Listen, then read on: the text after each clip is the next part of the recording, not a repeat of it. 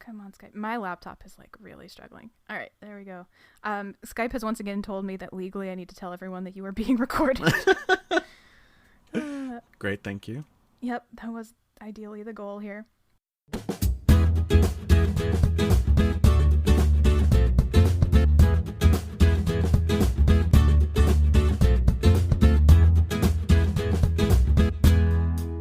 Hello, everybody. Welcome back to the Fic List. Welcome back. Another thrilling episode. Why is it particularly thrilling, Alon? Well, it's mid-July. The sun's out. We made a friend.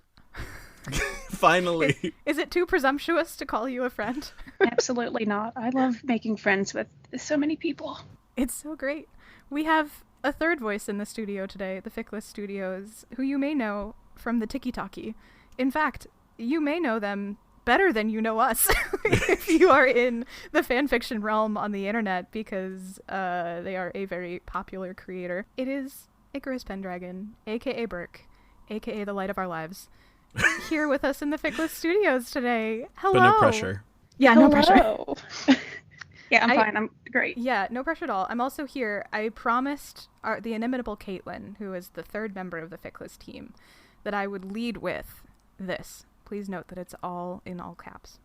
I know you're probably recording already. I'm so sorry to bother you, but please tell Berk I say hi and think they're amazing and one of the funniest people on TikTok, and she has great taste in fics. 1,000 out of 10, 3 stars. That's so sweet. I will cry. Good, we'll be in the same boat. Perfect. Yeah, so people have been tagging you in all of our TikToks as we've recently acquired a fair amount of TikTok fame, and I say fame very loosely. But you were kind enough to basically be on board when I was like, hey, do you want to be on our podcast? So thank you for that. Yeah. What do you do on TikTok, Berk? Give the people the spiel.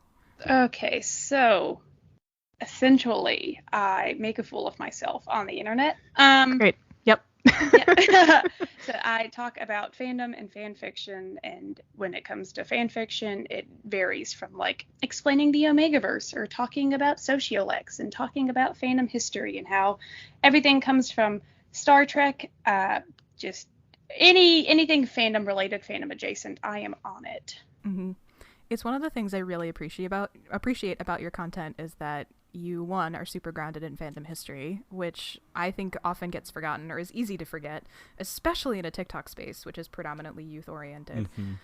But also that you're like, I will always give credit where credit is due to the things that came before and talk about sort of the trajectory of how we got to Omegaverse, for example. Yeah. How did we get here? You also just concluded a very exciting and thrilling saga called the Mishapocalypse 2.0. Oh my god, yeah.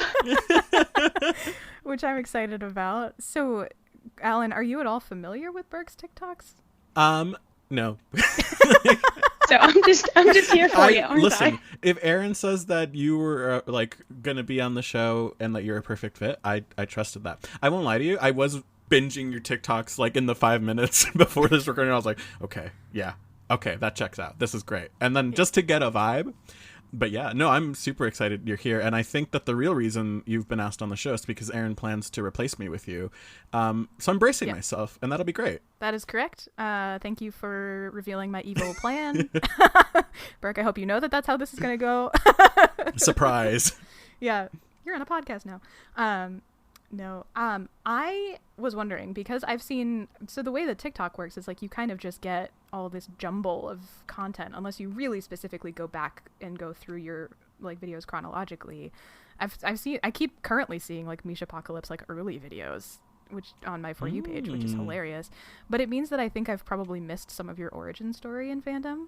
Okay. And I was wondering if you remembered like what got you into either fandom specifically or like fan fiction in general, like where, because we've told our origin stories. Both of us are Quizilla babes. Do you remember the first fanfic you read? Do you remember where it started for you? Yeah, absolutely. So I actually just did an interview with Unwinnable where I talked about my fandom origin, and essentially it was like I'd always been really gung-ho about the stories that I read, much more so than my classmates, and so they really didn't get why that's all I wanted to talk about. And so it was like a pretty lonely existence there for a minute, and I remember I was in like the 7th grade, and I was just given unfettered internet access for the first time, which was a mistake on my mother's part, but I'm not going to begrudge her for that. Thanks, Mom. Yeah. And I'd been reading The Hunger Games. This is like when it was at its peak in popularity. Like, I made my teachers call me Katniss. I carried a bow and arrow with me to school. It was, yeah, I mean, I was in it. I love this for you. Yeah. It's incredible. It was something. And so I was like constantly just picturing different like little scenarios with the characters in my head and thinking like, well, what if this happened instead? And what if this happened instead? And the thought occurred to me, I was like, surely other people are doing this too. And so I literally Googled stories about the Hunger Games, and that took me to fanfiction.net. Oh, amazing. Yeah, and I spent all that weekend just like consuming every story that I could find. I didn't know what I was looking at or what I was looking for. I would just like find one and I would click on it and just, I think the first fanfic I ever read was actually a crack fic. What a way to start. I know. And like, I didn't know how the website worked and I didn't have an account. So I literally wrote out all of the links on a sheet of notebook paper so that I could go back and check later, because it like dawned on me quickly that these were ongoing stories.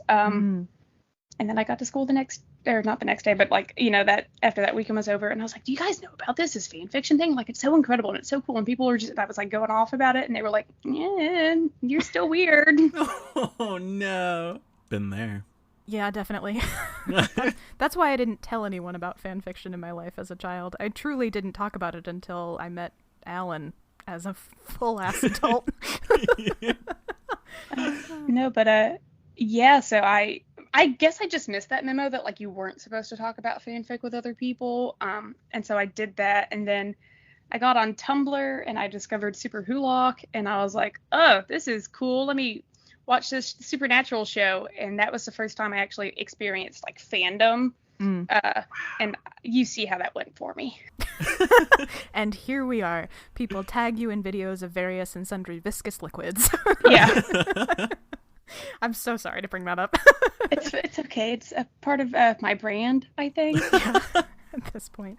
Well, I think it's fair to say that is like kind of what you're known for, is like talking about the things in fandom and fan fiction that other people are perhaps too squicked out to talk about, maybe. Like, you know, you will answer the question that is asked of you, which is like, what is this Omegaverse thing? What happens? What is slick? And everybody's like, hey, that's brave in my opinion. Genuinely. You're doing the Lord's work. Thank you. I don't know if it's his work, but I'm doing someone's work, you know. Doing the work. Touché. What is your favorite aspect of sort of the fun turn of becoming somebody who is known for that on TikTok? Like, is there a piece of that you really enjoy? Like, what about it brings you joy to do that? Oh, geez. I think it's just like the community, because that was the big thing that drew me in about fandom in the first place, because I was a very lonely, you know, I've always been this cool. It's just people didn't always recognize that I was this cool. Incredible reframing. So good. Yeah. I'm taking notes. And so I had like a very lonely childhood. I didn't have a lot of friends. The friends that I did have, I made in fandom spaces because they understood.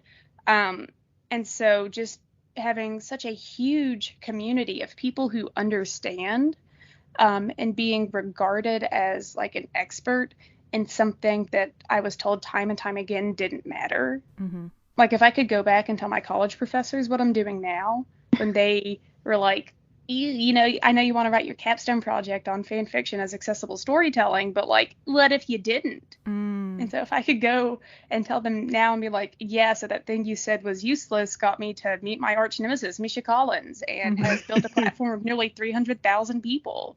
So like, I know you have a PhD, but I have internet fame. So like, who's the winner here? I love that for you. Frankly, like, also fandom studies is a thing. Like, me and Alan started this podcast because we were all so sick of the people being like, fanfic is just this dumb thing that we can make fun of on the internet, ha ha ha. And we were like, nah, these are actually, like, there's a reason people are really into this, and part of it is that access to storytelling. It's like a version of folk storytelling for us that like allows you to move, you know, characters into sort of queerness and other ways of operating that you can kind of reclaim all these narratives that were not originally created for you, maybe, or were gatekeeped from you. So I think your college professors were wrong. And I look forward to the day that you can charge the castle and be like, ha ha ha. I'm the professor now. That's what they call me on the internet, Professor Alpha. Yes. Oh my god. I love this. Alan, I feel like I'm monopolizing the conversation with Berk, but it's because I'm really just excited to be here. Listen, I knew this, and I'm happy to I'm happy to be here. I'm happy to learn. Amazing. Did you have any questions for our guest? You're wearing some really cool One Direction headphones. I'd just like to know what the are you a big One Directioner? Okay, so recently I have been like, oh yeah, so Harry Styles is cool, because when One Direction was at its peak, I was very firmly in my I'm not like other girls phase. And for me that meant listening exclusively to classical music. Oh. Yeah. So I have seen Yo-Yo Ma in concert, but also in September, me and my friend Sarah, who was gracious enough to lend me the One Direction headphones, are going to see Harry Styles at Madison Square Gardens. Congratulations. So much fun. Thanks, Sarah. I'm very happy for you to go see Harry Styles. I feel like my version of that is me and Caitlin just bought tickets to go see My Chemical Romance in New York, which we're really excited about. Yeah, I'd be very excited about that too. Yep. And that's my fanfiction origin story, is bandom of the early 2000s, especially emo bandom. Oh God, I love that. I don't think that people ever really think about the impact that RPF has had on fanfiction. Oh yeah. I mean, boy bands especially, because I was talking about fanfic with my mom, and she was talking about how in the 80s she had a friend who wrote Duran Duran fanfiction and would follow them around and just sitting at a typewriter. Duran. Yeah. It's her self-insert Duran Duran fanfic that she would give to the lead singer. And I was like, the audacity, but also congratulations for being so brave. I love it. That is amazing. Oh my God. I'm picturing what it would take for me to walk up to, really it would be Ryan Ross from Panic at the Disco at the time with fanfiction that I wrote. And be like, here you go. I wouldn't have the guts to do it. I wouldn't be able to. You. Here's what we'll do. You give me your fan fiction, and then I will personally deliver it. Thank you. You're a good friend. I try my best. Incredible. So, as is our custom from the one time we've done this before, we did ask you which tag you would like to talk through, which AU, because you're a big fan of AUs, right? I am an AU girly. Yes, samesies. I knew that from TikTok, and I was really excited about that. I set that up intentionally. And you chose college AUs. I did. Yay. Why college AUs? What do you like about it? Gosh, so when I was reading them in high school, it was a great, or what I thought was a glimpse into my future when I got to college. And then when I got to college, and I was like, oh, this kind of sucks. I was not adequately prepared by fanfiction.net for the reality of upper education. Yeah, no, listen, I thought that fanfic was going to prepare me for so much stuff when I got older. It absolutely did not. Yeah, unfortunately, that is how that goes. Then when I was in college and reading it, it was maybe this isn't working well for me, but for these two people, it's working out great. So It was just a what things could be kind of thing. And I don't know, there's just something so nostalgic about it for me. It's like the words feel kind of like a sweater that I get to wear on a cold November day. Oh, yes. Cup of tea, coffee, hot liquid. I love You were talking to two fall girlies for sure, so I understand the vibe that we are setting here. I was ecstatic when you said you wanted to do college AU, because it is one of my favorites. It's top 3, and we'd already done it, and I love any opportunity to talk about more college AUs. Yeah, I think I made a video yesterday where it was the sound was I need to feel something, tell me something that'll piss me off, and I was the thing that would piss me off would be saying that alternate universe is the worst tag. And then everybody immediately in the comments was like, oh, I hate it. It's so stupid. If I wanted to, I was like, this is my escapism. And I don't want to read about my fantasy characters being baristas or whatever. And I'm like, that's cool. I do. First of all, you were on the wrong TikTok account. Second of all, AU I would argue that AUs kind of are the point of fanfic. I like would agree. distilled into like a very succinct way of describing it, because really all fan fiction is AU. Yeah, Yup. listen, canon sucks, and my ideas are better. So 100%. Agreed. Yes. I mean, we could end the podcast here and just be like, that is our... Thanks for that is listening, our- everyone. that is our line in the sand. We are better than canon. I want to put my favorite characters in a universe that is so alternate to their own. Is that so like wrong? Yeah, I know. I agree. And there's something almost like even more humanizing about like putting them in like everyday scenarios or things that you would do. I think, yeah, it makes sense to me. And I think people need to get over it. If you don't like AUs, don't read them. True. I am really glad that we get to revisit college and university AUs too, because it was very early on in our process of making this podcast, and we kind of didn't have our feet under us yet, I don't think, in terms of the structure and like how we end up talking about things. So I was like, yes, we get to go back to an AU that I like. I don't know that it's my favorite AU. I think my favorite is forever going to be Coffee Shop. Speaking of making your favorite characters baristas. It's up there. It's a good Yeah. one. It's just so quintessential. But college and university AU is also extremely quintessential fan fiction to me. It's been there since the beginning. And maybe because it's a vaguely accessible like place to reimagine your characters in. Like you either have direct experience with college and university, or you have enough experience with it through the media you consume that you're like, yes, I can relate to this now.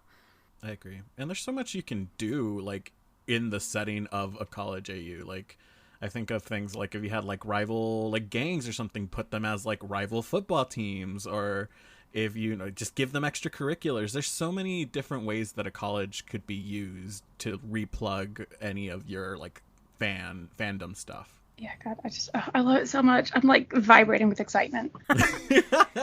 Well, I'm so glad you chose it. Do we want to dive into the fics? Have we discussed it enough? Well, I have a question.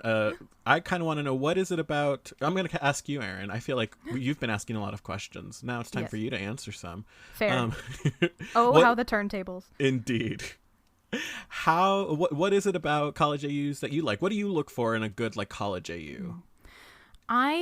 So I don't know that I go out of my way to read college and university AU, but I'm always thrilled to stumble upon them. And I think, just as we were kind of talking about, one of the things that I really love about college AUs is the sort of reimagining of certain like canon story features as like college parallels is so fun.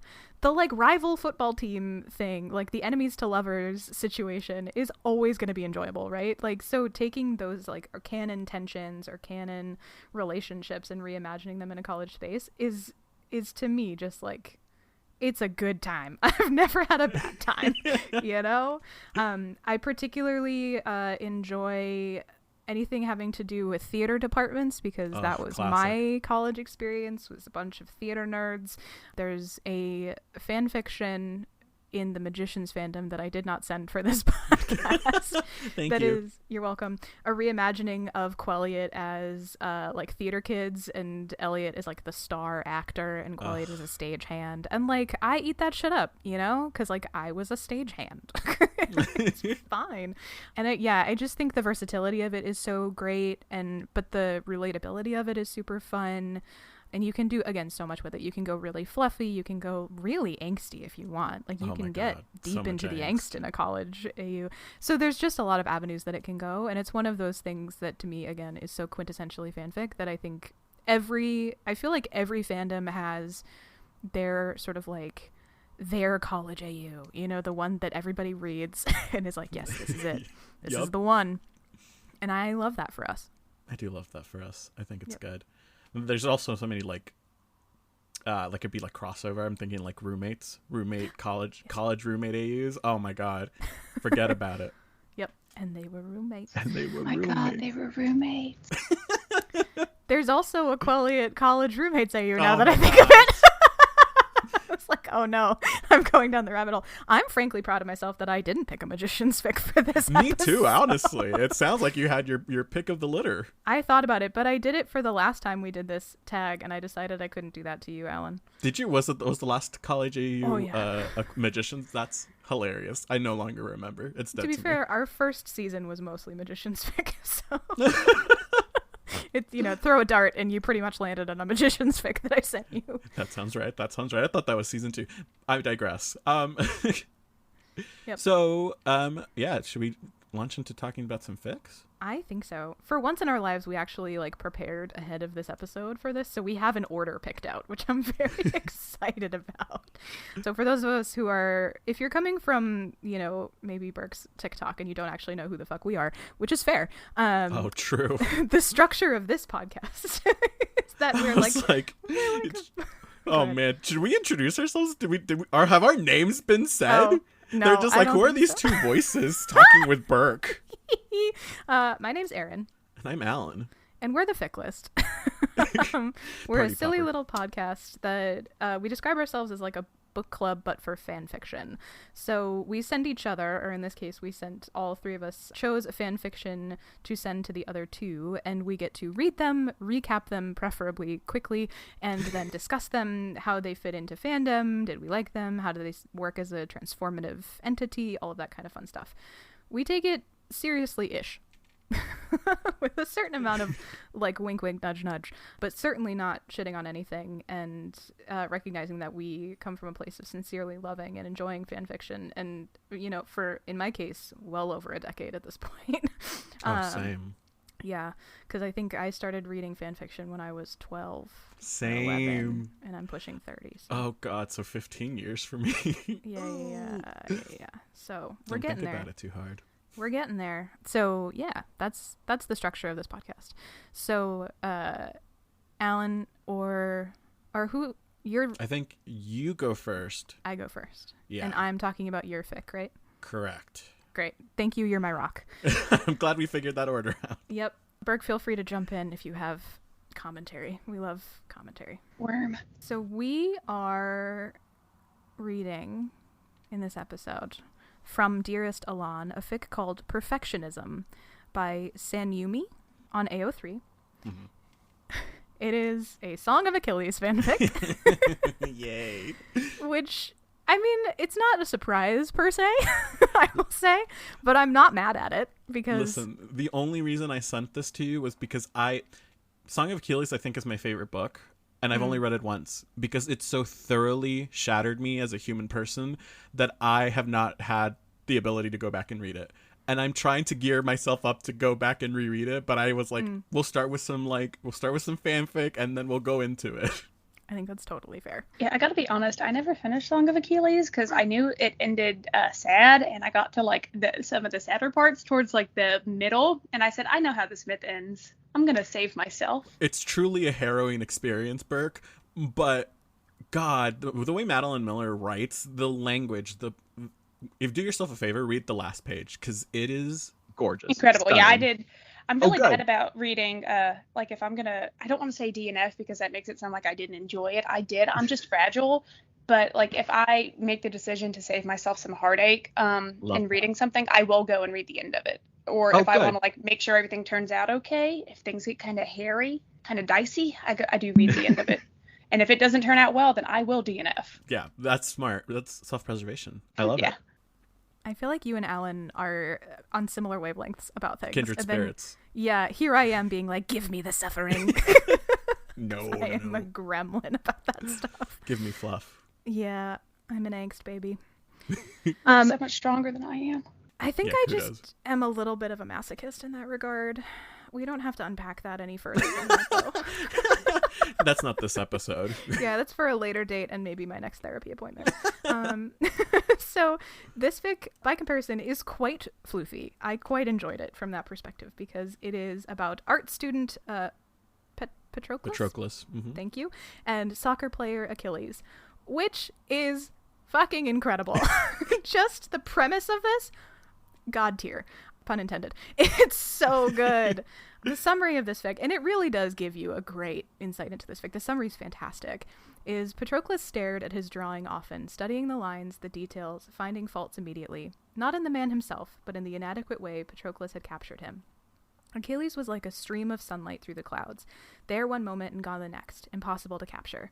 Pat found himself doodling fiery green eyes on the margins of his notebook during art history class, recalling his stare, the mix of emotions behind it. Each time Patroclus finished, he found they weren't the same, his memory of Achilles fading and details being replaced with glowing fantasies.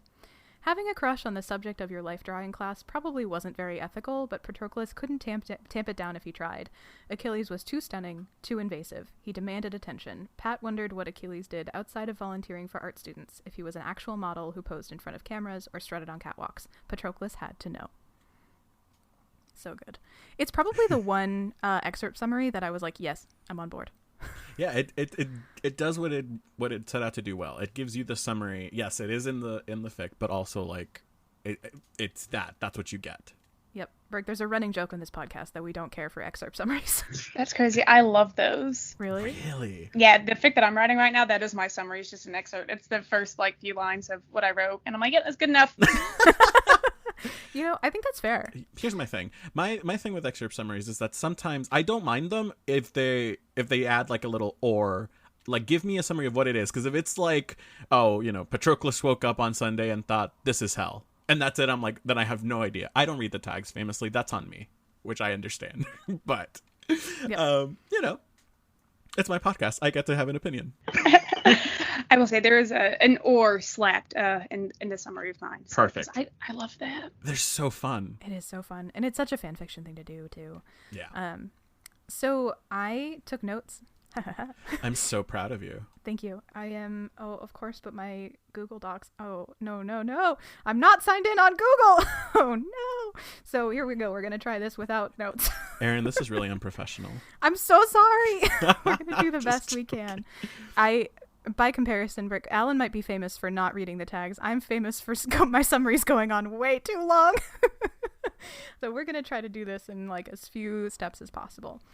The story opens in that life drawing class. Like, Patroclus shows up late and he realizes there is a gorgeous, beautiful, naked man in front of me that I'm going to have to draw, and this is the greatest day of my life. And after class, Achilles and he kind of share this little moment of connection, and Achilles is like, do you want to go get coffee? And it's great. It might not happen right away. There's a little bit of distance between it, but whatever. For the purposes of the summary, class, yeah, like eventually Achilles asks him out to go get some coffee, which is great. And it's so clear to the reader that Achilles is like, I'm into this person. Like, Achilles is not slick about it at all. And so Patroclus is like, okay, I guess I'll go to coffee with this person, this potential friend that I have here, which is hilarious. And then actually, pause for a second. I am going to go back to my notes because I'm already struggling. You know what? That's fair. Yeah, we'll entertain ourselves. Great, thank you. So, are we like a read in one sitting kind of girly, or do we break it up into days? Because if it doesn't matter how long it is. If it's a fanfic, I'm going to read it all at once or not at all. Good for you. I try to like. Here's the thing. I'm a slow reader, but a dedicated reader. So, oh my God, what is that phrase? Case in point, dear God. Case in point, I didn't go to sleep until like 3:30 last night because I was finishing reading your fanfic. So I was like, we've got to get this done. And it was the only like uninterrupted block of time I had. And we're like, we'll do it. Yep. I am also an all-in-one go girly. I read really fast, which benefits me immensely because I read both of your fics last night between the hours of like 8 p.m. and 11 p.m. Yeah, I read both of them yesterday too. Are you also a fast reader? Yeah, I am. Traitor. I'm so sorry. If it makes you feel any better, just because I read fast doesn't mean that I absorb everything. A good distinction. Yeah, sometimes I'll be reading real quick and then I'll get like 6 chapters in and I'll be like, why don't I know what's going on? Be like, oh, because I didn't read it. Really. Been there. Oh, yeah, I'm that's really so bad funny. about not looking at all the words in a sentence and just going. I get the gist, you know? Yeah. Cool.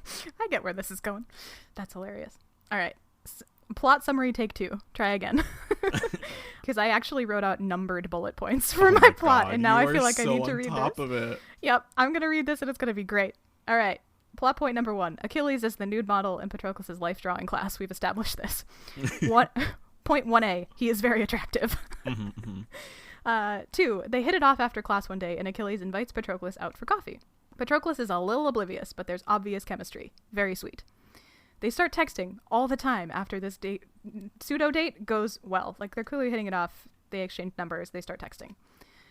During this texting exchange, Achilles invites Patroclus to one of his soccer games at the other college that he goes to, because they do not go to the same college. They go to different colleges. Mm-hmm. And then he also invites him to a party after, where Patroclus meets all of Achilles' friends. There is a brief scuffle with someone named Agamemnon, who's a dick. They have beef. There's a history there. Agamemnon says something homophobic to Patroclus, and Achilles immediately goes to punch him in the face, which, like, valid, you know? Point 6a, we're at point 6. Point 6a is violence is not the answer. But you know what else is also not the answer? Is setting your not boyfriend's nose in the bathroom instead of taking him to the hospital because he broke his nose in the fight. What the fuck, Patroclus? I love that part. Me too. Oh, man. I was like, I understand that there is a lot of dramatic tension happening here, and this is good for the story. However, go to the hospital. It's not as spicy, Aaron. You need the closeness, the like, here, let me set your... Oh, my God. Also, if you make a man bloody, I am on board. Like, I think men should be bloody more often, actually. We deserve that. As consumers of media, cover them in blood. You're so right. Thank you so much for the title to this episode, too. Cover them in blood. Yes. I think people should get their injuries professionally looked at rather than handled in a bathroom with your not boyfriend. Just from like safety is first perspective, kids.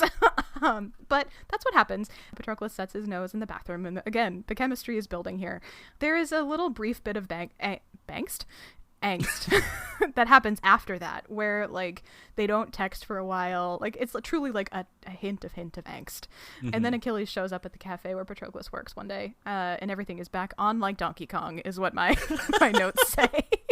And they decide that they are going to meet up at Patroclus's apartment after his work shift, because Achilles has not been taping his nose because he didn't get it professionally taken care of. So now Patroclus has to go retape his nose, which on parentheses I just wrote, why? They do kiss. It's very cute.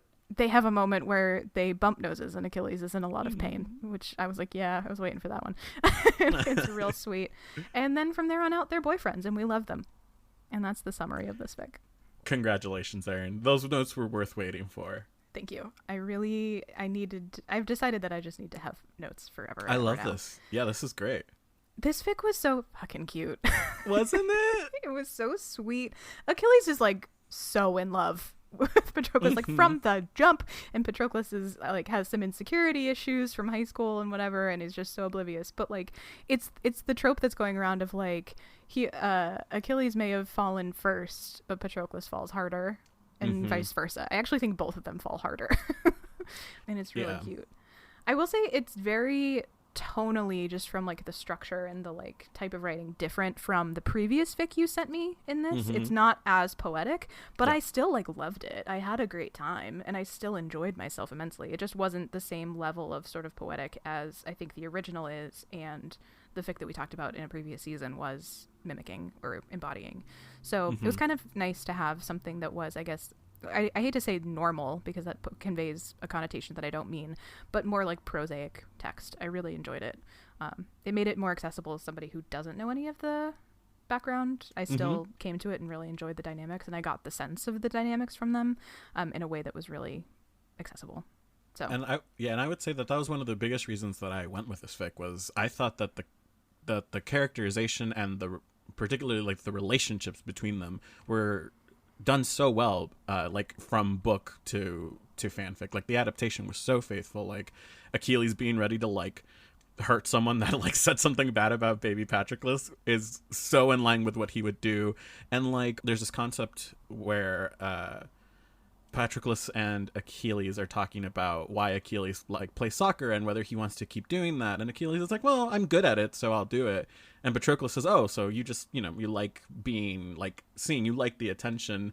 But there's also like Achilles is kind of socially anxious, so he likes the attention, but don't talk to him, which is very in line with what he is in the book. Like he's good at fighting. He knows that he is like made to kill, but also has no like actual desire to do it other than for the reason that he's good. And I felt like the relationships were done really well. Berk has put their glasses on. I feel like we mean business now. Oh my god, shit just got serious. Shit got real. Berk, did you enjoy this fic? So much, yeah.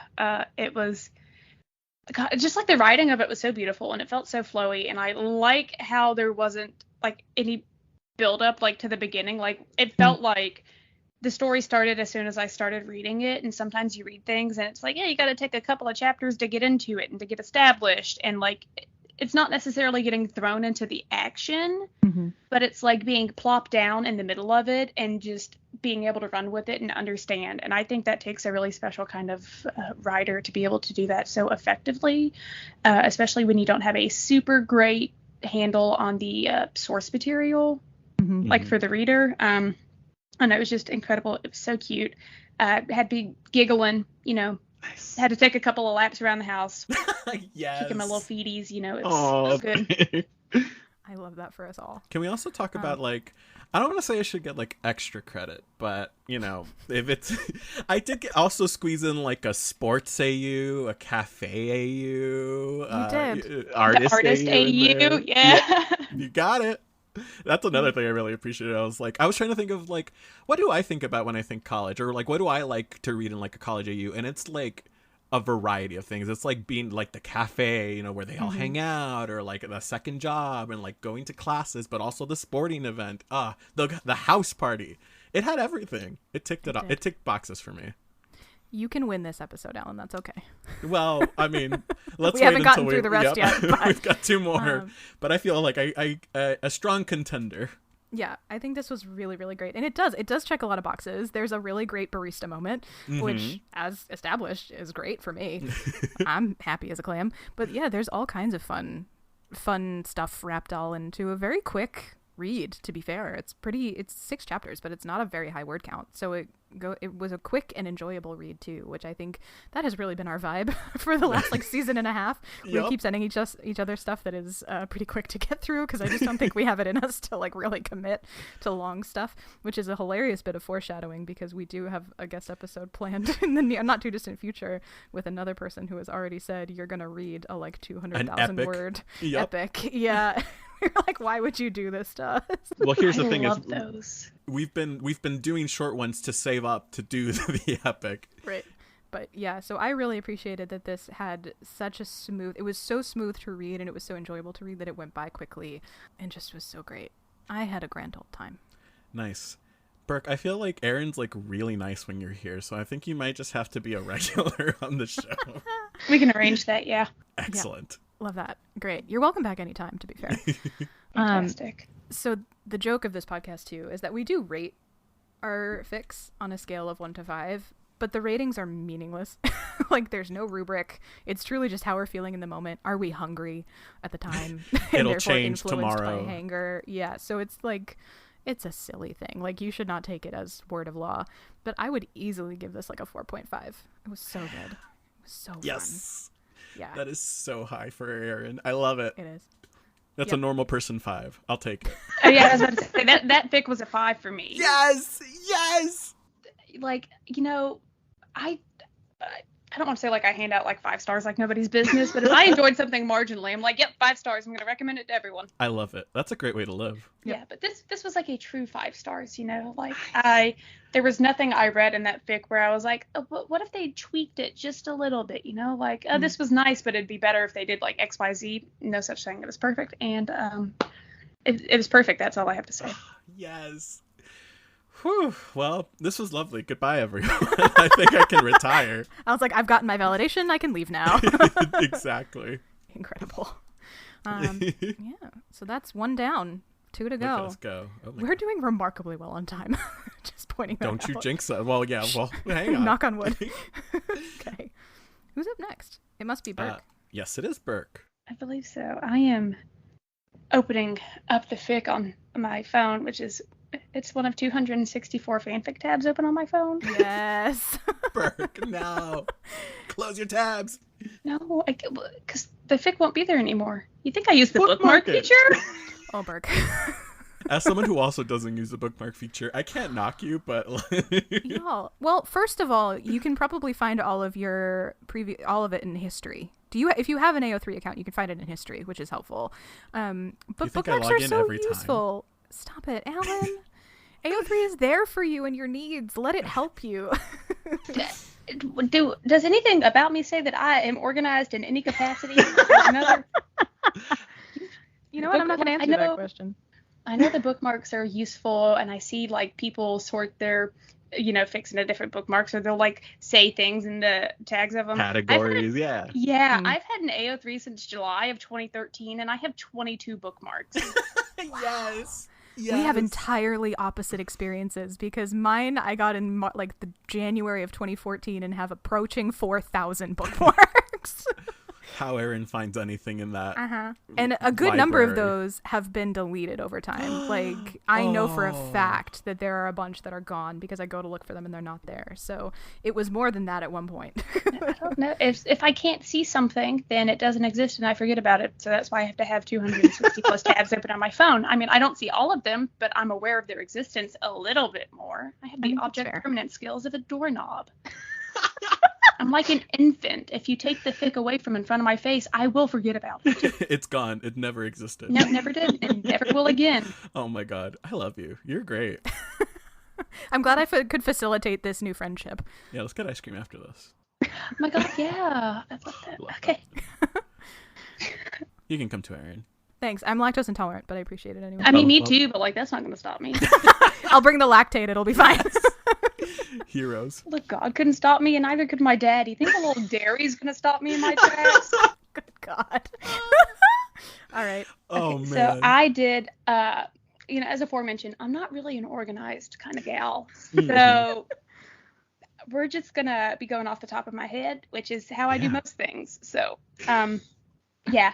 The fic that was sent to me was called Bad Idea. It was a Stranger Things fic, which I have read Stranger Things fic before. I used to write it too. Oh. That's been a couple of years now, though. And I don't think it's going to get picked back up. Sorry. That's okay. I'll go and read the backlog. It'll be fine. Yeah, it's not like I'm going to fake my death again. She's still going to stay up. But I haven't seen the new season. So these two characters, which would be Chrissy Cunningham and Eddie Munson, I have heard whisperings about just through the fandom grapevine. But I don't know who they are. So this was very much like just reading a short story for me, which I can appreciate a whole bunch. I should ask then, before we start, how much information about the new season do you want me to share? I've already Googled how it ended. Oh, okay. Perfect. Fantastic. Me too. Great. So spoilers abound? Yeah, I don't like surprises. So I will ruin the ending of something for myself just to make sure that, nothing, it's like a brick to the face.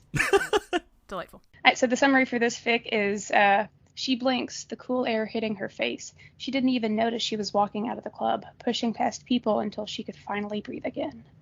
Which, grabbed me by the metaphorical tie and started yanking me along.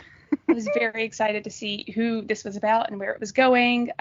In the notes, it just says one word prompt, discotheque, which, using the word discotheque, you've already piqued my interest yet again. Agreed. Yes. Such a fun word. Yeah.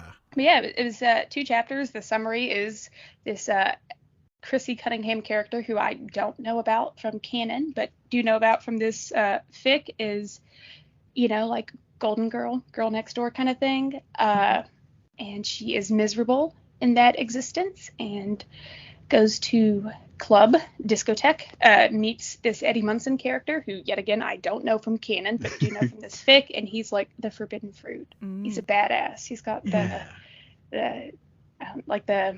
leather clothes and just the questionable everything. So like the antithesis of what Chrissy is. And they kind of hit it off. Yeah, he's a bad boy. And she's a good girl. And yeah, it was like a 5 Seconds of Summer song. They hit it off. But yeah, it's a pretty short fic, so it's 2 chapters and just shy of 5,000 words.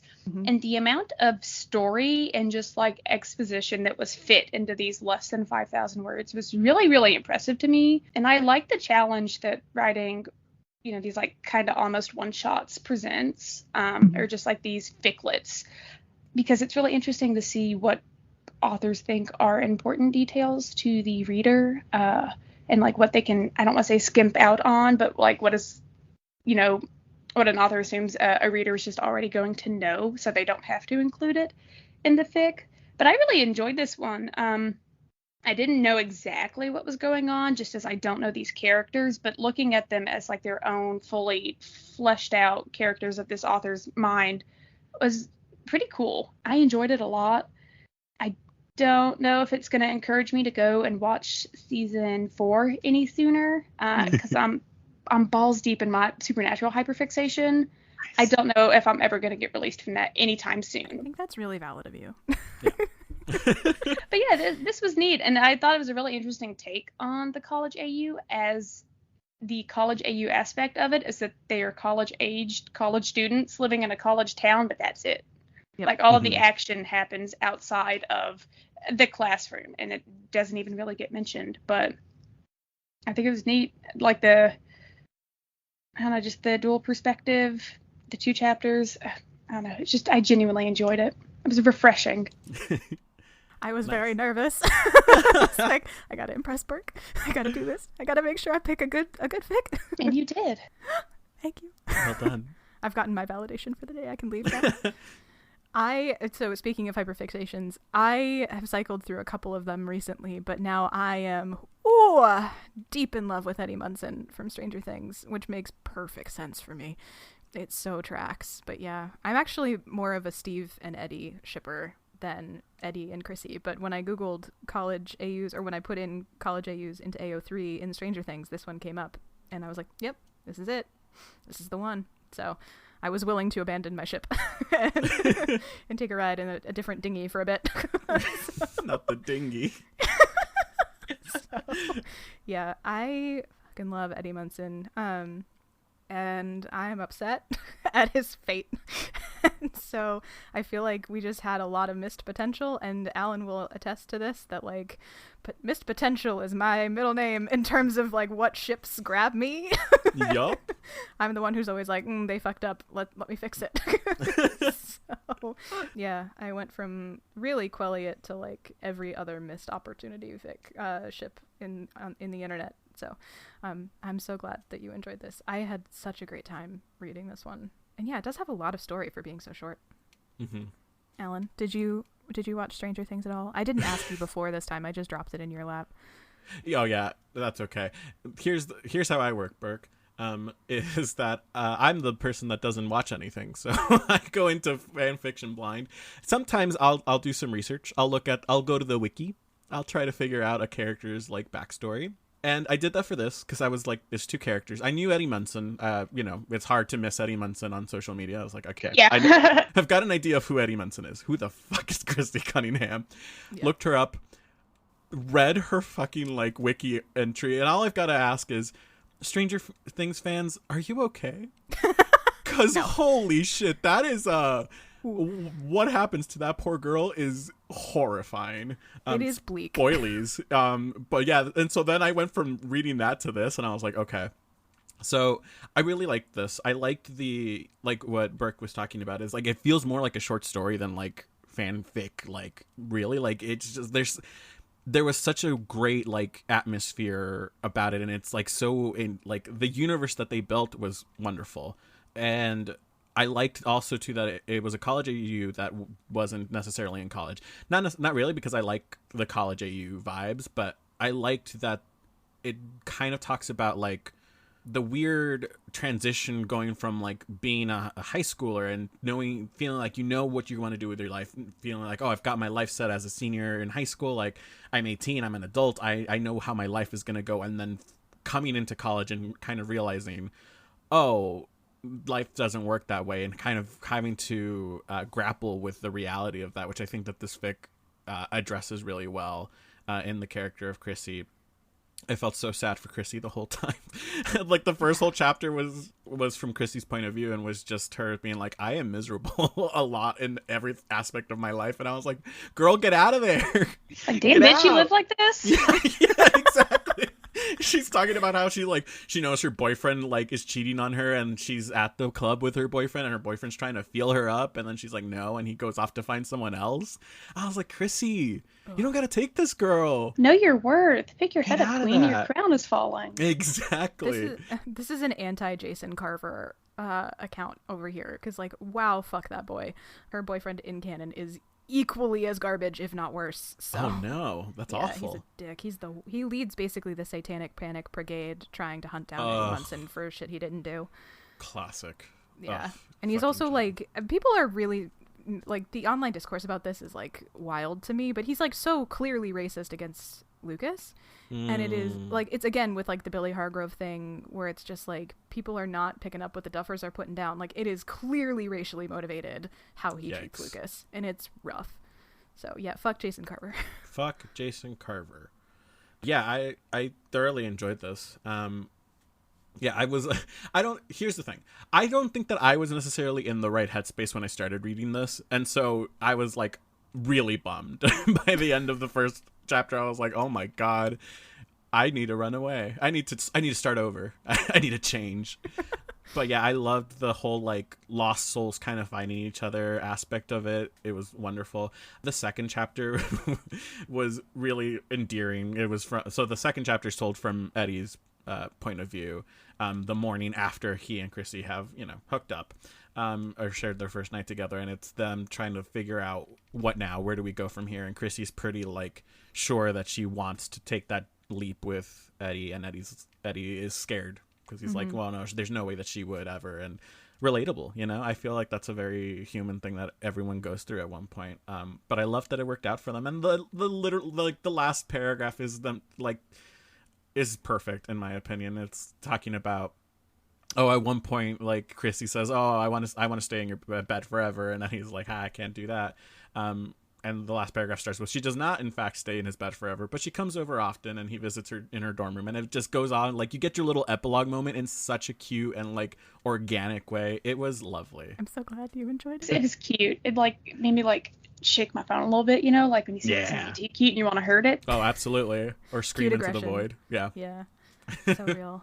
That's how I feel watching the two actors like play out the scenes that they have together early on in season 4, because they do interact, and it is what the Duffers have said is that they filmed later scenes before they filmed their like interactions earlier on, so the order of it was backwards, and they were like, if we had done it in order, we would have changed the storyline, because they had such incredible chemistry that we kind of regret that they didn't get more time together. And that is so true. Like, they were so cute, and their dynamic was so intriguing just from the like 5 minutes they had on screen together. And to be fair, like, what happens to Chrissy is horrifying, and she is sort of the first victim.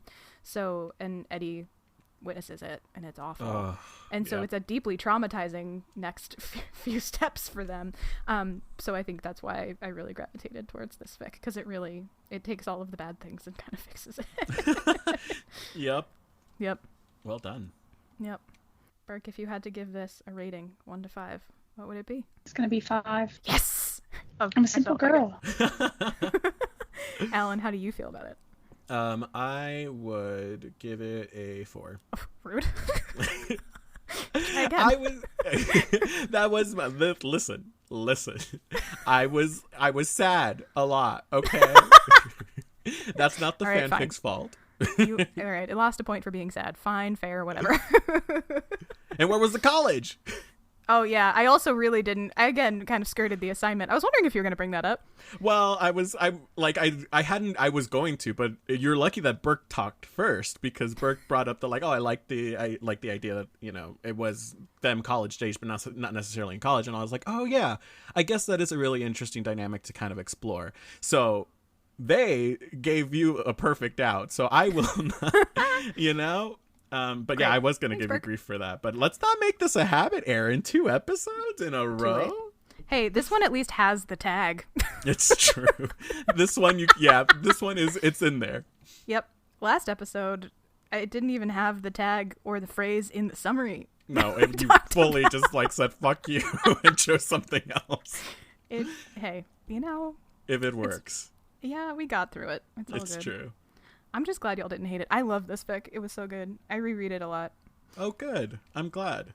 I think this is also, to give more clarity on my rating, I think this is maybe a fic that would resonate more with me, at least if I knew the characters, if I had seen them, if I had seen the dynamics between them and really felt the missed opportunity of it. But because I didn't, and I only read what happens to poor Chrissy, I was like, ooh.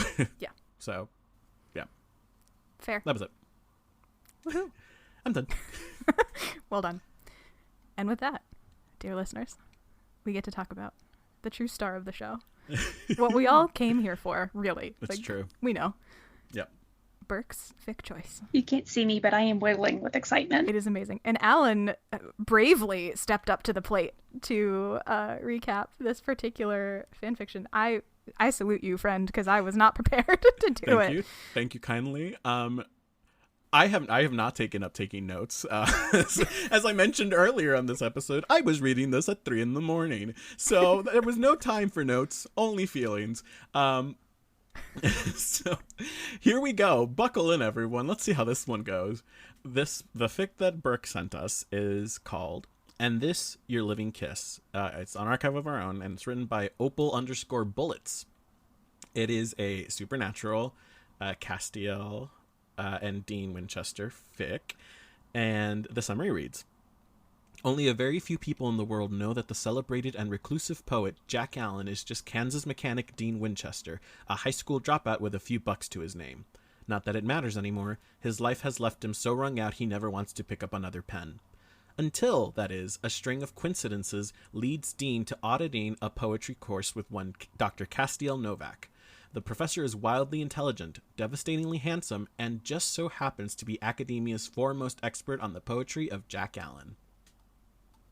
Yeah. That's a great summary. It's so good. Oh my god, yeah. Yes, that was a great summary. I was in. First of all, let me start by saying, Berk, congratulations. I read that it was like a poetry like professor. I was in. I was excited. Yeah, I don't know how you picked the perfect fan fiction for Alan, but you did.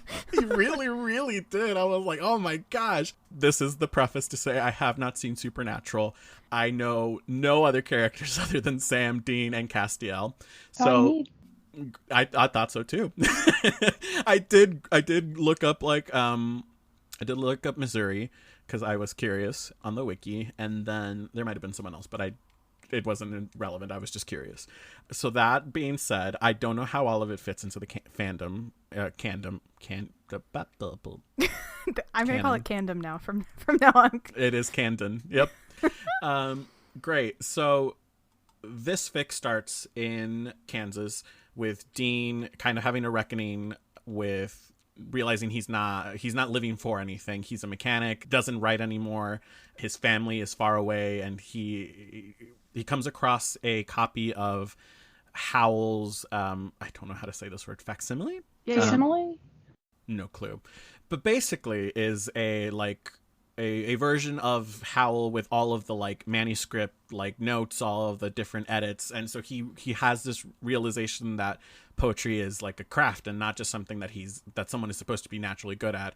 And he had this teacher back in summer school, which was Missouri, who, really nurtured his talent and like was trying to get him to go and pursue that. But because he was taking care of his father or for different reasons, or Dean was just adamant that he was not made for that world, he didn't pursue it. But now at the beginning of the fic, he realizes he has nothing to live for, no reason for being, decides to take up Sam's offer to go live with him and his partner Eileen and their adopted son Jack, and take care of Jack for a few days of the week to help offset daycare costs and so forth.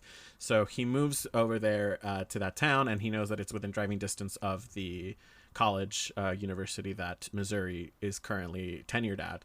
So he moves, visits Missouri, and says, I would be interested in kind of learning more and kind of realizing that there is a process, but I don't know where to start. Would you help me? And Missouri says, yes, absolutely. Overjoyed. Jack Allen has not written in a few years, not since what we know is Dean's father's passing. So it's been a second for Dean/Jack Allen. And Missouri's suggestion is that he audit a class with a different professor just to kind of get into the space where he can have discussions and conversations with other people who are studying poetry. And who else is the professor but one Castiel? And of course there's that, like, they meet and there's instant like, oh my gosh, that person is attractive, which is spicy, and I loved it. And then from there, Dean is kind of, I wouldn't say he's floundering, but there's very clearly, like at this particular college, all of the students come from more of like an affluent background, or they come from a place where they've never really known hardship. And Dean, not only having come from hardship, but also having, being much older, having lived life, is kind of feeling out of place. And he's like, I'm not sure that this is for me. He befriends Kevin Tran. That's the other person I looked up because I was like, this is going to be important, kind of, but not super in the fic at least. And he starts to realize all that poetry doesn't necessarily have to mean what he always thought it was. And we get this like really good flashback to his summer school experience and how he went from being like devil may care and like, I don't really like, he was very focused on helping his brother succeed and like helping the singers who were they're for all intents and purposes like adoptive family, foster family when they were growing up. He never cared about school, and then he has this one summer school session for English where he meets Missouri and also meets Charlie, who I would die for. I don't know this person.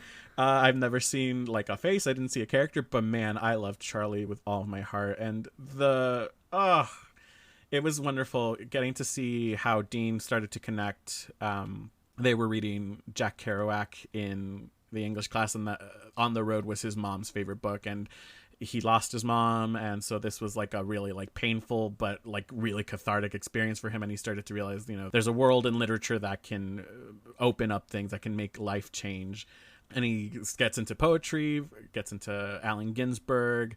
Oh my god, there's a beautiful moment where he's like reading Howl and the collection of those poems and comes across, I don't remember what the name of the poem is, but it's one where where Allen Ginsberg is talking about being in bed with another man, and like Dean comes to realize that that's something that he would also like. And he's like, I've never had that experience where like they talk about a man and on-man relationship with like such warmth and like love. And he's like, I want to feel that, because from his perspective, all it has ever been has been like sleazy and like, the kind of portrayal of queer people in the media and all of that kind of stuff. So there's a lot of reckoning and like reading of poetry that happens in the story. He and Castiel get closer just because Castiel also is friends with Missouri, and so they meet at like dinner parties at Missouri's, and like they meet the extended family. They meet Jody and Donna and their daughters as well, and it was such a lovely like found family, heartwarming moment. And also I feel like happened pretty late into the fic. We were finally seeing that Castiel's favorite poet is Jack Allen. And so now there's this extra like layer where Dean wants to pursue something, but also doesn't want to ruin Castiel's image of who Jack Allen is. And that kind of takes up the last few chapters of the fic. There's a part in the middle that is absolutely like heart-wrenching where Castiel is teaching a unit on Depression era poetry, I think. And they read a poem by Theodore Rothko called My Papa's Waltz. And it's kind of ambiguous in that it talks about like his father beating him, or like the first interpretation that a student has is like, oh, I really like that it was like this wild like energy and like they dance in the kitchen kind of a vibe. And other people are like, I think that's supposed to be a metaphor for beating his child. And then then there's just this discussion about whether, did he actually beat his child, etc. And then they read a second poem called Those Winter Sundays. This one's by Robert Hayden, and it talks about how much a father is like basically sacrificing, or how hard a father is working to give their child the best opportunity to like live, and how those two kind of interplay. And so a lot of people are like, well, a father can't love their child if they beat them. Like those are not two things. It talks about it in very absolute terms. And Dean is having kind of a reckoning of like, I did hate my father, I did resent my father a lot, but I also loved him. And there's this beautiful moment with him and Sam talking in the back patio of Sam's house, where they kind of parse out their feelings for their late father and what that means for them. And I was I was sobbing, just like pure racking, like ugly sobbing. I was blowing into tissues. It was so cathartic. I loved it. And the fic ends with Castiel and Dean finally getting together after Dean realizes, so they're kind of like coming together. They're going on like tiny dates, but not calling them dates. Like they're seeing more of each other, I think is like the quote. And Dean is very scared of getting closer without telling Cass the truth. And so eventually the fic ends with him telling Cass, and kind of Cass being like, yeah, this is fine. Let's make out. But in a much more romantic and, life affirming way than what I'm giving you. Yeah, I loved this fic. It was wonderful. I loved how the author like really was so good at like portraying like the landscape of the college, and like talking about the chapel and the hills and the chairs and like the weather. Like it was wonderful. It put me right in there with them. Not only like, so those poems that I just mentioned like are in full in this fic, but also like gives you excerpts of other poetry, and like poetry from Jack Allen that is, I don't know where it comes from, if it's like real poetry or if the author themselves wrote it, but I loved getting all of those different like tastes, those little nuggets of poetry. And like I used to compete in forensics in high school, like speech and forensics, and I always had a really good proclivity for poetry for some reason. So this was like, I got to flex muscles I hadn't gotten to flex in a second. I was like, oh my God, I loved it.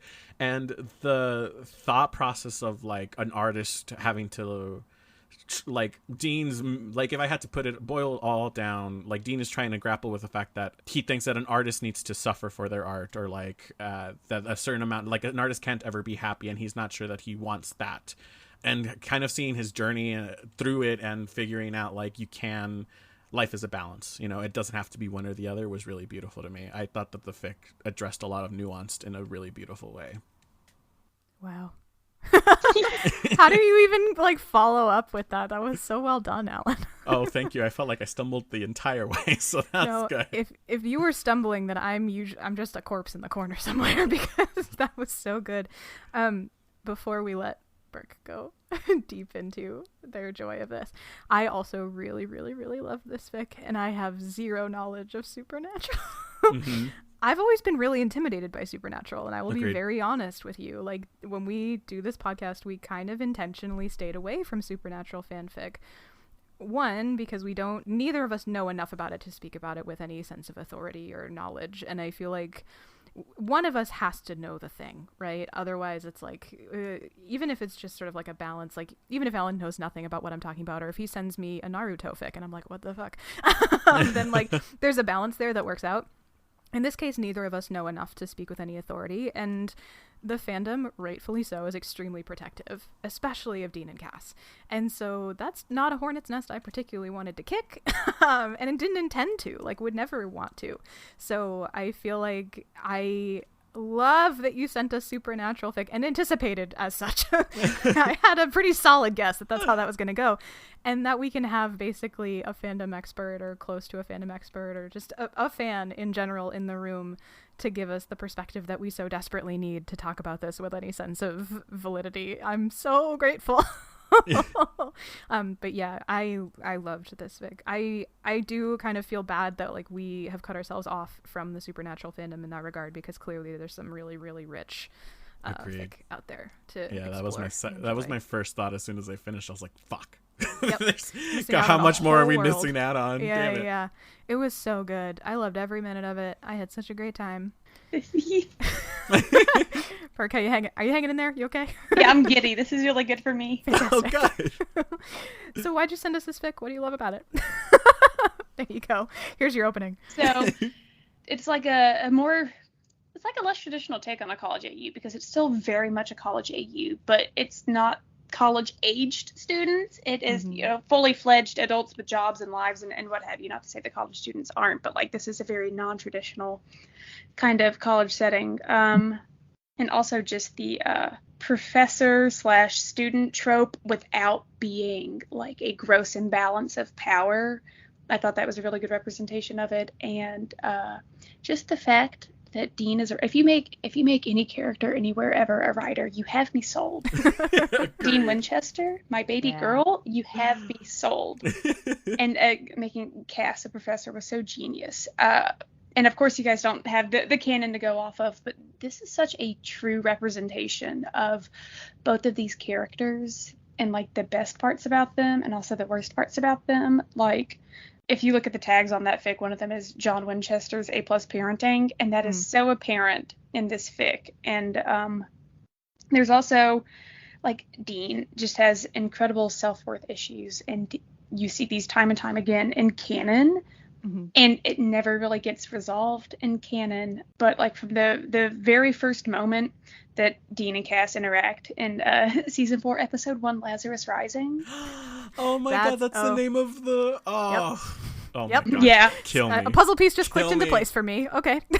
So, it's like the last 3 minutes of that episode, and so in the beginning of that episode, Dean literally claws his way out of hell. And he has been there for 4 months. And so, like, there's all that Lazarus symbolism there. And we meet Cass, who just literally, like, busts into the scene. It's, like, one of the best character introductions ever, I think. But Cass is just telling him, you know, like, an angel of the Lord, I'm the one that gripped you tight and raised you from perdition. Like, you know, Indian is grappling. He was like, why did I get saved? What did I do? Like, I'm just some guy. And Cass literally looks at him dead in his eyes and goes, you don't think you deserve this, do you? Like, you don't think you deserve to be saved? I'm sorry. And so, like, from the very first moment that those two interact, it is Cass telling Dean of his worth and Dean just not believing him, and that carries on throughout the entirety of the show. And so to see it, like, in this fic, and then to see it, like, come to fruition and, like, Dean understand his worth, his inherent worth, incredible. Oh my gosh. Incredible. Just rip my heart out in the marketplace, Berk. Why don't you? And then, like, what you were saying about the idea that artists have to suffer for their art, something I've been thinking about. I actually have a screenshot of that passage that I had already just from previous reads of it. And just Cass saying this idea that poets and other artists should self-destruct for our amusement is rotten romanticism. There is nothing noble or romantic about that kind of darkness and struggle. There is honesty to be found there and a commonality to be found in our own struggles. But no one, artist or not, deserves to be put on display as if he were art himself.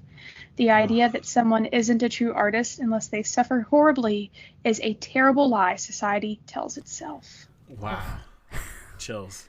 Yeah, I know. So good. Do you know what comes up for me in that conversation too is, like, as much as that applies for artists, I feel like that also is speaking to the queer experience in a very deep and profound way, because I feel like there's this really, to use the fic phrasing, rotten presumption that you are only queer if you suffer is so painful to the community writ large. And the idea that you must experience queerphobia in some ways to be a valid queer, like, ooh, the intersection of that. I think queerness in this fic is remarkably deep and so well done without being something that is overtly named, I guess. Like, it's very, very core to who they are as people. Even if there isn't ever really, like, a big coming out moment, there isn't necessarily those. There are a couple of moments where, like, Dean questions if Cass is queer and then has a moment of, like, oh yes, he is, great. Perfect. And they talk about their queerness a fair amount, but it's not, I guess, there isn't sort of the, like, showboating of it that sometimes happens. And that idea of suffering, not only because you're an artist or because you've had a rough life, but also because they are two queer men, was so moving. And so, oh my god, so thoughtfully done. And this fic is just, like, it's so incredible, and there were so many little facets of it, like the Dean having to do sex work that, like, in his formative years to feed Sam, and that was, like, I don't know if that's canon or not, actually. I did research it the other day, and it's, like, hinted at in canon, but it's really a fanon idea. You will see this time and time again in Destiel fic, is that, you know, Dean resorted to sex work. Not that there's anything wrong with sex work, but when you're underage and doing it, there's, you know, that's not good. And when you're coerced into doing it in some capacity, be it by circumstance or actual physical coercion, like, that is a different beast than consensual sex work. Yes. And so just, like, you know, reading and his poems about that. Oh my god. Gave me pause in best, not like in the best way, but like just the, like, like I said, I am a sit down and read something in one sitting kind of person. And there were times where I literally had to set my phone down and just process and digest what I had just read and like reflect. Mm-hmm. And it's so incredibly profound, just the entire fic. And, I want to scream about it from the rooftops, and I do frequently. Good. Yes. Thank you for sharing. Oh my gosh.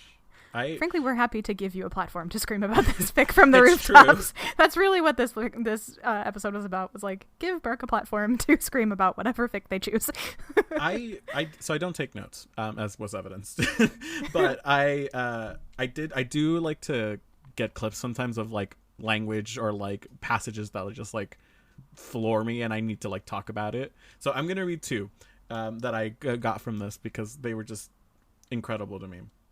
So the first one is a moment where Dean is outside in the parking lot. He's just gotten out of class and something has clicked inside of him, and he's like, he feels at peace with like nature and stuff like that. And so here, just him and baby and the wind, but it didn't feel lonely like it usually did.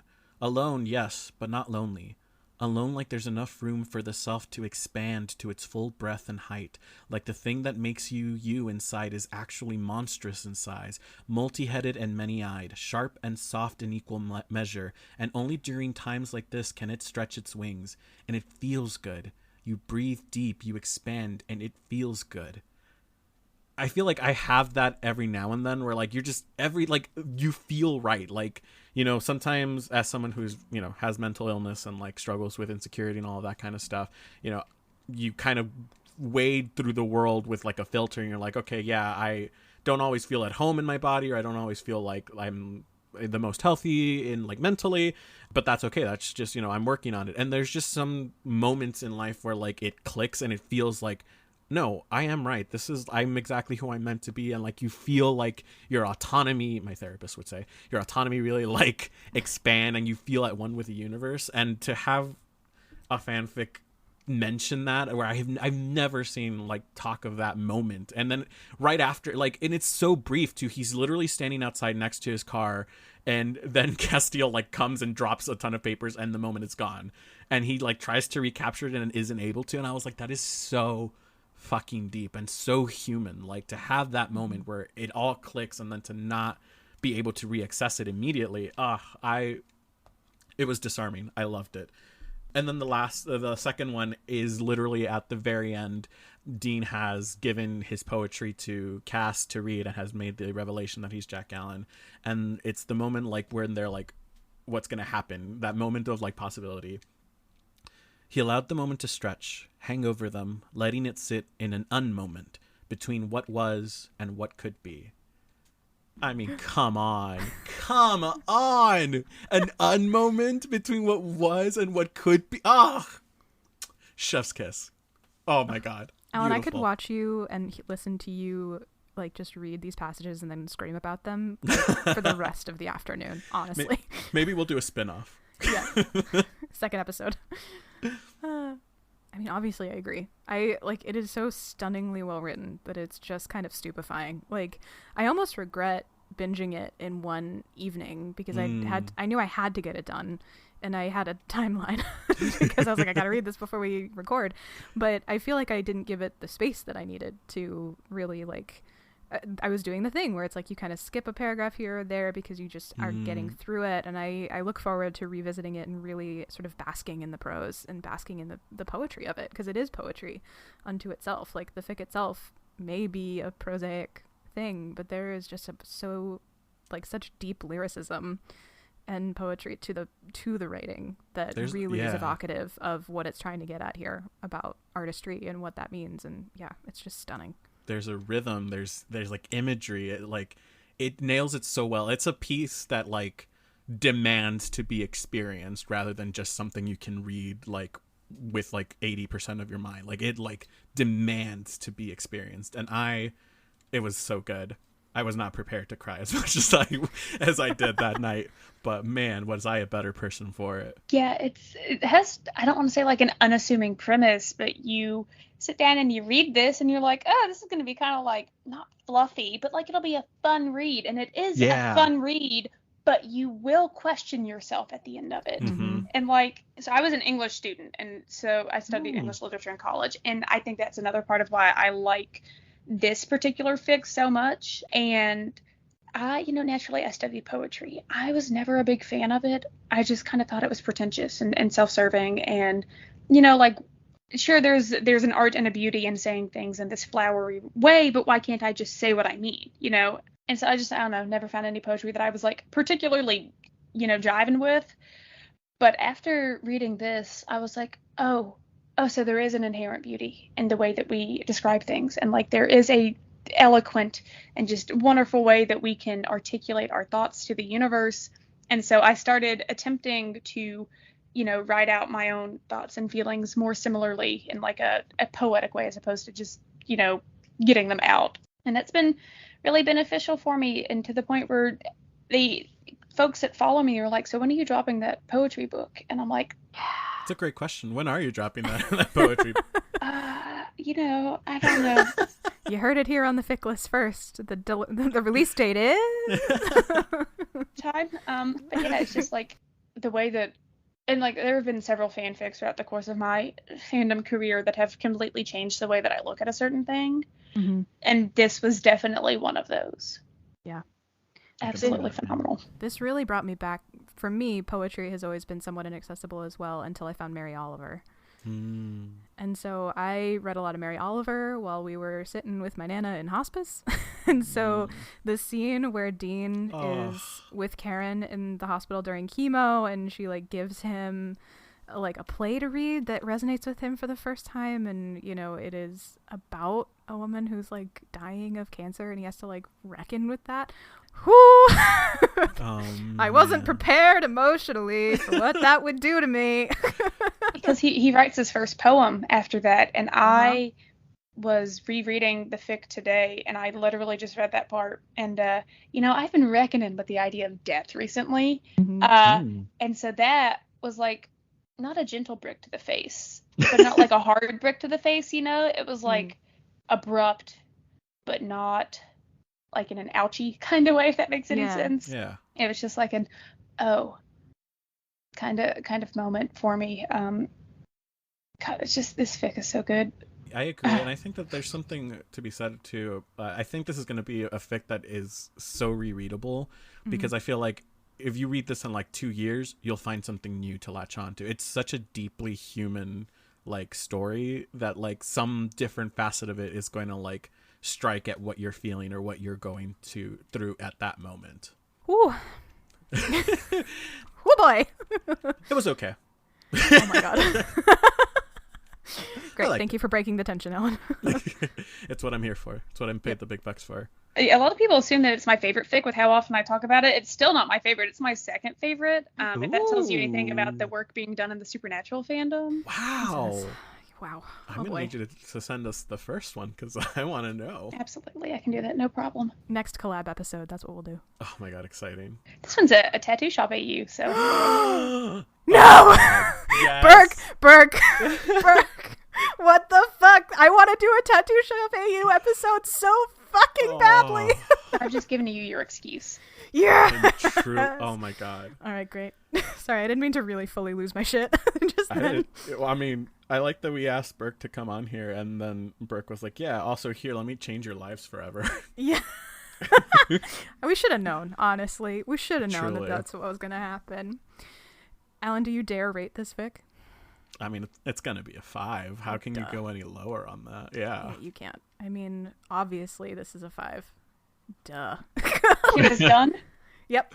Congratulations. The double 5. It's fabled, but it has never Unfortunately, happened. Alan, you have to step down a step on the podium because Berk won this episode. Yeah, that's why I did say, like, well, let's hang on. We've got more to talk about. Because I knew it was coming, but, yeah. Oh, man. Yeah. I mean, yeah. It's not a competition, but holy shit. I did win, you know. I did win. If it was. Yep. Wow. Well done, team. Yeah. We did it. Ending a reasonable hour and a half. Look at that. So reasonable. So manageable. So good. I'm looking forward to editing this episode, also because I'm looking forward to re-listening to this episode. Oh, I'm glad. I'm glad I'm not editing this one. It's going to be lengthy, but it'll be fine. Any final thoughts, team, before we do our usual spiel of where people can find us and then find some way to wrap this up? I want to thank you, Berk, for coming on. And like, again, I was not super familiar with your work, but I'm definitely, you've gained a follower. You've gained a fan. You're delightful. This was wonderful. Thank you so much. Oh my God, thank you. This is so great. I love this. See, I get to do stuff like podcasts and just what have you, not like super often, but semi-often. I think that people assume that I won't see, and so I will see people talking about it in the comments, like, oh, I would really love to do this, but there's no way she would ever see it. And I'm like, I check my notifications, guys. I see everything. So what I'm gathering is, if you want Berk on your media project, shoot your shot. Yeah. Truly. I mean, that's what I did. Let's be real. That's Truly. 100% what I did. I got a text message from Erin and she was like, I'm going to send this ask out. I hope that's okay. And I was like, yeah, that sounds fine. And then like 30 minutes later, she was like, okay, so Berk's on board. And I was like, oh my God, that was so fast. Yep. There was some screaming involved. I felt like I was reaching out to a celebrity. Honestly, I was like, she's never going to see this. Like, they're never going to say yes to this. Like, this is a long shot. And then it was like half an hour later, sure. And Caitlin lost her goddamn mind. So. Truly. Yeah. So this has been really, really wonderful. And I hope you had fun. Absolutely. I love being able to talk about fanfic in this capacity, because it's literature. Yep. Mm-hmm. And that's like, I don't ever really get to talk about that because people are too busy asking me about Slick. I don't know. I just want to be like, hey guys, I know other things, like I can talk about the validity of fan fiction as, an accessible means of storytelling, or just as the validity of it as literature. And I can talk about like the nitty gritty stuff about it. Like, let's talk about sociolex and just like fandom. And they're like, no, this looks like Slick. Talk about it. And you put on your little jester hat. And I do my miserable little jig. Well, we are happy to give you the opportunity to talk about fan fiction from an academic and serious-ish perspective. Truly, anytime you want to just come on by. Oh, man. Because that's like what we hope to do, like, to an extent. I think we come at it from perhaps a less academic perspective, maybe, kind of, you could argue. Yeah, like I didn't study English in college. Yeah, I did, but not well. But we do try to give it the weight it deserves, and I think Alan and I have talked about this before, where like I consider fan fiction folk storytelling. Yeah. And absolutely. It is in the long and like incredibly important tradition of like folk history. Like it has a place to be talked about with respect. And yeah, there can be moments of like, this is silly, or this is fun, or this is overtly sexual. But there's value to that. And like, I refuse to discount it on those grounds. I just refuse. So you've made friends in us. It's so true. And yeah, looking forward to ice cream in a couple weeks. Yes. Yeah, fantastic. Incredible. You know, me face my nemesis once again. I'm so on board for that. Oh, man. We didn't even talk about that. Oh, God, we didn't. Yeah. Do you I guess want that to? just means you got to come back. I think that's the way to handle this. Yeah. Great. Just know that it happened. And if you want to, you can follow Berk on plug all your social medias. Okay. Hi. So, I'm icaruspendragon all over the internet, which would be Tumblr, Twitter, Instagram, TikTok. That's the other one. That's my biggest one, actually. I don't know why I forgot that one. Yeah, TikTok is where you can learn all about the Misha Apocalypse 2.0. Watch that whole saga. Yeah. It's crazy how I just woke up one day and I said, Misha Collins is my arch nemesis. And he was like, yeah, I'm your arch nemesis. Oh my God. boy. Amazing. Love him. I don't know that would work if I did it with like Hale Appleman. You can try. It's worth a shot. Yeah, look at me. I know. I was going to say, this is the success story right here. You shot your shot and we got Berk. All right. Fair. I'm hyped now. Well, everyone, if you found us here, then you know how to find us. So follow great. us on social media. Just kidding. We're on Spotify, Apple Podcasts, the huge. Alan, do you want to do the spiel, or should I keep going? Oh, sure. It sounds like you really don't want to, so I can do it. Great. Yep. You can find us on Apple Podcasts, Spotify, SoundCloud, Audible, even somehow. We are on social media at Fic List on Twitter. We have a Tumblr that is run by the inimitable Caitlin. Thank you so much. Our third Fic List team member. That is ficlist.tumblr.com. The Fic Yes, List? the ficlistpodcast.tumblr.com. Okay, I don't do this usually. So don't look for us on Facebook. That's defunct. You can go to our Instagram, search the Fic List, and that's where Aaron posts reposts of the Tiki Talkies. Also, we're on the Tiki Talkies at the Fic List. And Aaron has been doing a wonderful job on harvesting that. Thanks so much. Cultivating. Thank you. That's a better Cultivating. Yep. I wasn't going to question it. I did. The other fun thing that we will get into in our next episode, this is a little teaser, is that we also are now a tag on AO3.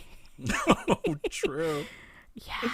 Berk, I almost shit my pants. It was the greatest day of my life. I know that feeling so well, because when I realized that I am a fandom tag on AO3, my little self. Incredible. I was like, hello, I'm sorry.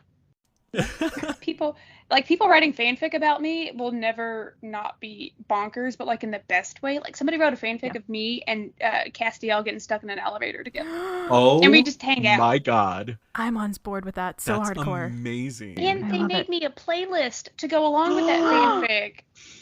And it's they wrote me a letter and sent it to my P.O. box, and it was a 7-page letter with all these drawings of me, and they were like, I'm so sorry, I'm in high school, so I don't have any money to send you anything for your birthday, but let me instead write you this incredibly cute fanfic and curate you a Spotify playlist and draw you as an angel with 6 wings. Oh my gosh. People are amazing. I love fandom. I do too. I know. Oh my God. Yeah, so next time, when we're not at an hour and 40 minutes, we will talk about the joy that is being a fandom tag on AO3, because it's our first time. We're new to it. It's our first time. Yeah. Wow. Well done, team. This was great. Berk, we love you. Love y'all. This is fun. Have a good rest of your day. Bye, Bye, everyone.